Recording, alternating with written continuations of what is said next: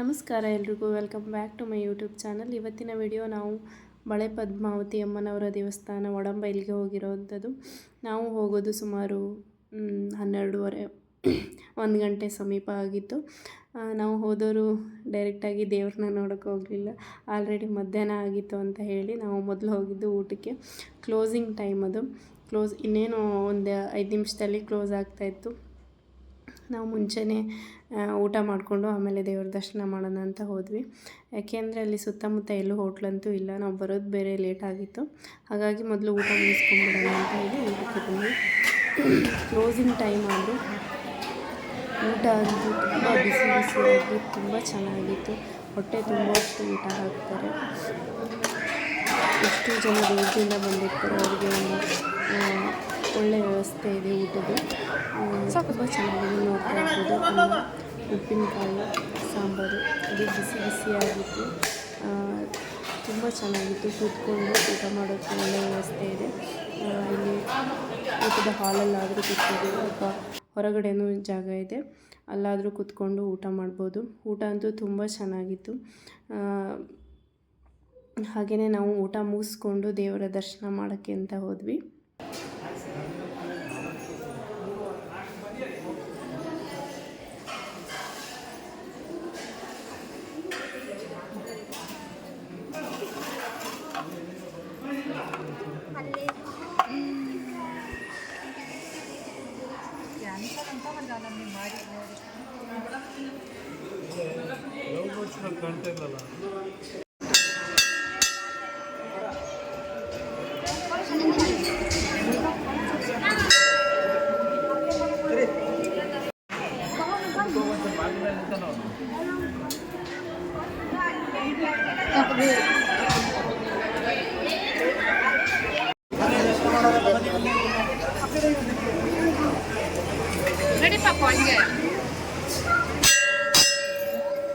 Cinema ತುಳಿ ಬರ್ತೆ ಕೆಳಗಿಳಿ.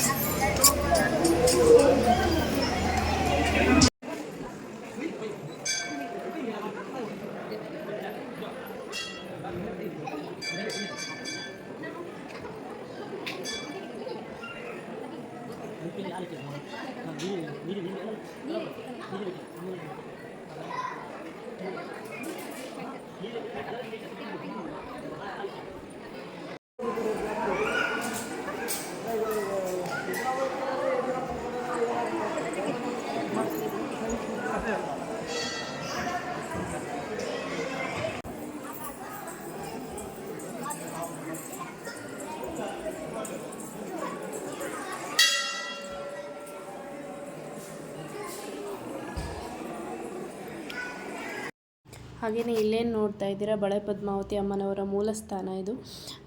ಇಲ್ಲಿ ನೋಡ್ತಾ ಇರ್ಬೋದು, ಇಲ್ಲಿ 4 ದಿಕ್ಕಿನಿಂದಲೂ ಅಮ್ಮನವರ ದರ್ಶನ ಮಾಡೋ ವ್ಯವಸ್ಥೆ ಮಾಡಿದ್ದಾರೆ. ಅಂದರೆ 4 ದಿಕ್ಕಿನಲ್ಲೂ ಬಾಗಿಲಿಟ್ಟಿದ್ದಾರೆ, ಅಮ್ಮನವರ ವಿಗ್ರಹ ಇಟ್ಟಿದ್ದಾರೆ.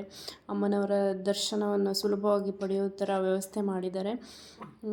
ಇಲ್ಲಿ ಈ ಕೆಳಗಡೆ ದೇವಸ್ಥಾನಕ್ಕೆ ಬಂದ ತಕ್ಷಣ ತುಂಬ ವಾತಾವರಣ ಅಂತೂ ತುಂಬ ಚೆನ್ನಾಗಿದೆ, ತುಂಬ ತಂಪಾಗಿದೆ. ಯಾಕೆಂದರೆ ಮುಂದೆ ಅಡಿಕೆ ತೋಟ, ಹಾಗೆಯೇ ಒಂದು ಸಣ್ಣದಾಗಿ ನೀರು ಹರಿತಾ ಇದೆ. ಅದಕ್ಕೆ ತುಂಬ ಅಂದರೆ ತುಂಬ ಕೂಲಾಗಿರೋ ವಾತಾವರಣ ಇದೆ. ಬೇಸಿಗೆಯಲ್ಲೂ ಅಷ್ಟೇ ತಣ್ಣಗಿರುತ್ತೆ. ಹಿಂದೆ ಒಂದು ಟೈಮ್ ಬಂದವಾಗ